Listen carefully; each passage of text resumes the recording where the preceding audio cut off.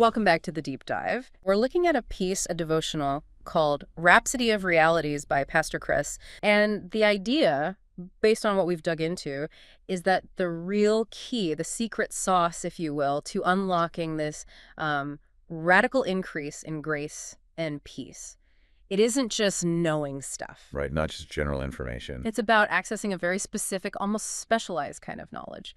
So we're going to have to drill down into the original Greek a bit. We do, because sometimes the difference between just, understanding something intellectually and really mastering it, it really does hinge on one particular word. Okay, so lay out the verse for us. Sure. Peter writes it to people who share the same precious faith, and it's this huge promise. He says, "Grace and peace be multiplied unto you through the knowledge of God and of Jesus our Lord." Okay, so knowledge. When I hear that in English, my mind immediately goes to like facts, information, things I learned. That's the default, isn't it? Intellectual awareness, maybe theological facts you've memorized. But here's the twist we found in the source material. If Peter just meant that kind of general knowing, there was a common Greek word ready for him to use, right? Gnosis. Exactly. Gnosis is that everyday word for intellectual knowledge. Yeah. Facts, figures, data collection in your head. But he didn't use it. That's the core thing here. He didn't. He deliberately chose a much more specialized term, epignosis. Epignosis, okay. And you have to appreciate how intentional that choice feels. Epignosis isn't casual acquaintance. It's not just knowing about something. So what is it then? The sources define it as a knowledge that is full, deep, and exact. But here's the crucial part. It's knowledge that you gain that gets established through relationship and intimate experience. Okay, relationship and experience. That feels like the dividing line. Let's unpack that. Yeah. So if I, say, read 10 biographies about a historical figure, I learn a lot about them. I get the facts. That's gnosis. That's gnosis. Perfectly put. You have the intellectual data. You know the dates, the events, maybe even quotes. But I don't actually know them, not in a relational way. Precisely. Yeah. You might know all the surrounding information, the theory, the structure, but that doesn't mean you've truly connected with the reality of it or internalized it. Epignosis, on the other hand, is the kind of knowing that builds a bridge.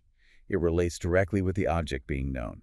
It closes the gap between the facts in your head and the actual experience. And this isn't just like a fun linguistic detail. The sources are pretty clear. The stakes are really high here. Incredibly high. This specific type, this epignosis, this relational knowledge, that's what allows grace and peace to be multiplied. So why isn't the regular kind gnosis enough? Why doesn't that multiply things? Well, think about it this way. General knowledge, gnosis, is mostly external. It informs you from the outside. Okay. But this idea of multiplied grace and peace, that sounds like something internal, something that needs control, transformation within you. Okay. One is just information. The other is like establishment, integration, mastery even. Exactly. Mastery.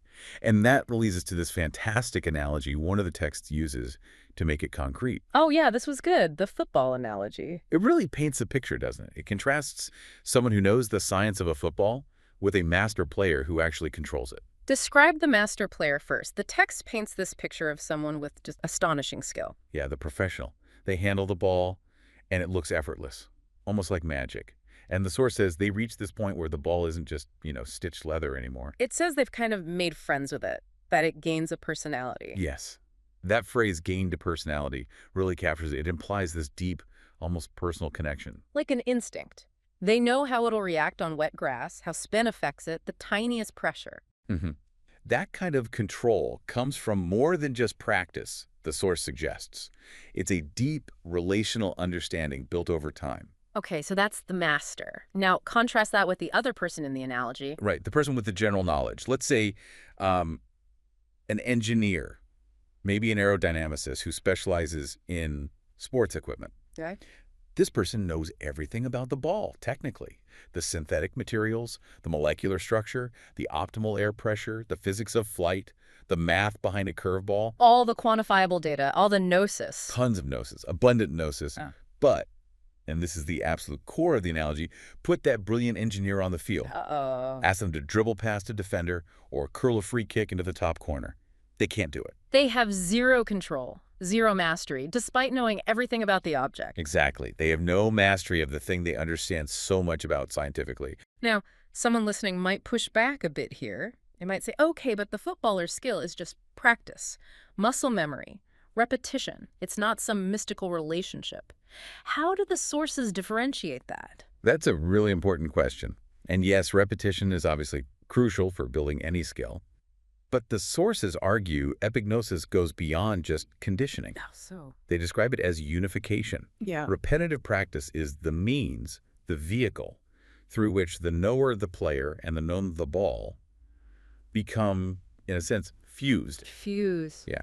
The engineer always remains external to the ball, observing it. The master footballer, through that consistent, focused engagement, they internalize the ball's behavior. Their actions become an extension of the ball's possibilities. So the practice isn't just programming muscle memory, it's forging that connection. Precisely. Mastery, in this view, doesn't just come from practice. It comes by the relationship built during the practice. Okay, that clarifies it. So the core insight holds. Mastery comes through relationship. And epignosis is the specific type of knowledge that enables mastery because it unites the knower with what's known. It takes you beyond just the external facts into internalizing the reality deeply enough that you gain, well, control, command. Exactly. It's the difference between, say, understanding the theory of flight and actually being able to pilot the plane. One is information, the other grants dominion. Dominion, that's a strong word. It is. And the sources are really clear. This kind of dominion, this mastery born of epignosis, is what's needed for that multiplication of grace and peace. Which brings us to the next big question then. If epignosis is so important and it requires this deep relationship, how do you actually get it? How do you cultivate it? You can't just download it, like you said. No, you definitely can't. It has to be grown, cultivated. And the texts point to a primary mechanism: diligent, focused meditation on the word. Okay, meditation. But we need to be careful here, right? Because people hear meditation and think, maybe just sitting quietly, repeating things. Right, it often gets interpreted passively. Quiet reflection, maybe chanting a phrase. But if epignosis leads to mastery and control, which requires action and relationship, then this meditation must be something more active, surely. It has to be. And it is. The sources imply that the key transformation happens when the knowledge moves from just being theory, just information you agree with, to becoming intensely personal. Personal? How? Through the process of this meditation, which involves internal wrestling, it's about applying the concepts, testing them in your experience, working with them until they stop being abstract ideas out there. And start becoming real in here. Exactly. Until they move from being external instructions to being internal drivers of how you actually act and react. So going back to the analogy, meditation isn't just knowing the ball's dimensions. It's taking the ball out onto the pitch day after day, rain or shine, kicking it, feeling it, experimenting. Until you can control it, even in the dark, like you said earlier. It has to become a lived reality that shapes your actions, not just a fact stored in your memory. Okay, so when someone makes that leap, when the knowledge gets truly established through that active relational process, the sources say there are specific results, right? Specific outcomes. Yes, 3 major transformative outcomes are detailed. And this is really the payoff, the reason why you'd pursue this deeper knowledge. Let's break those down. They really show the difference this makes. What's the first big benefit? The first one is that this knowledge, epignosis, establishes you. Establishes you, like makes you stable. Think of a huge tree with deep roots. General knowledge gnosis might be like scattering some fertilizer on the surface. Helpful maybe, but easily washed away. Right. Epignosis, though, sends down those deep, strong roots. So when challenges come, when storms hit, intellectual agreement might waver. But this relational knowledge provides an unshakable foundation, stability. You become solid, not easily knocked over by circumstances or doubts. Exactly. It's established, firmly planted. That sounds incredibly valuable, especially today. Okay, what's the second outcome? This ties back to the verse itself, doesn't it? It does, directly. The second benefit is that epignosis causes grace and peace to be multiplied in your life. Multiplied, not just added. That's the key word again. Yeah. Multiplication suggests, exponential growth, a geometric increase, not just 1 + 1. So what does that look like practically? More grace, more peace? Grace being that divine enablement, that favor working for you, and peace being that internal calm and wholeness, even when things outside are chaotic. Epignosis acts as the catalyst that takes those resources and just expands them exponentially in your actual experience. Wow, so you don't just have some peace that starts to proliferate. It takes over more territory in your life. That's a great way to put it. The relationship, the epignosis, becomes the channel, the conduit for that multiplied flow. Okay, that makes sense. Establish, multiply, grace, and peace. And then there was a third outcome you mentioned. This one sounded quite dramatic. It did. The third result is that your life will blossom, and you'll become a wonder to your world. A wonder to your world? What does that mean? Like, people are just amazed by you. It suggests becoming an observable anomaly, in a good way. When this inner reality of deep relational knowledge takes root and grows, it inevitably produces external results. That's the blossoming. So, tangible results that others can see. Yes. Where others might be struggling, stressed out, limited by circumstances, the person operating from epignosis demonstrates this undeniable level of, well, mastery, skill, control, calm effectiveness. And that makes them a wonder, because it's unusual. It's unusual because they seem to have dominion over situations that normally dominate people. Their life becomes a living demonstration of what's possible through this deeper connection. It's like the difference between the engineer explaining physics and the master architect building something breathtaking that seems to defy gravity. You see the mastery in the result. Exactly. It's not just an internal feeling anymore.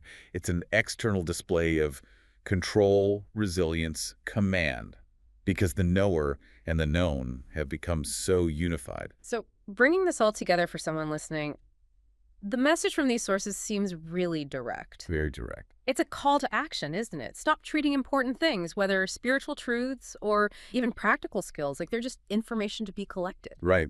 Move beyond theory. You have to actually cultivate the relationship. You have to engage with it, wrestle with it, apply it until it becomes a living, breathing reality for you. It's that fundamental shift from knowing about the football to having the absolute mastery of the player on the field. So the real power isn't just piling up facts. No, the true transformative power isn't in the volume of information you have knowing all the science about the ball. It's in the depth of that personal experience and relationship. The epignosis. That results in genuine control, genuine command. That's the engine that drives multiplication. Okay, so as you listening, go about your week. Here's maybe something to chew on, a final thought building on this. If this relational mastery, this epignosis, really is the key to control and multiplication, what area of your life? Or maybe your work. Could be a professional skill, a creative thing, even a personal habit. Yeah, where are you stuck? Where are you still just looking at the blueprints, stuck with the theory, the gnosis? And how could you start, maybe this week, to cultivate a deeper, more personal, hands-on relationship with that thing? Moving from just knowing about it to aiming for that genuine, maybe even astonishing mastery. That's something for you to explore. That's an excellent application, a real challenge. Well, thank you for joining us on this deep dive into, really, the power packed into a single specific word. It's fascinating stuff. It really is. We'll catch you next time on The Deep Dive. For more information on how you can grow spiritually using Rhapsody of Realities, please visit our website, www.rhapsodyofrealities.org, or you can also visit rin.rhapsodyofrealities.org/salvation. Thank you.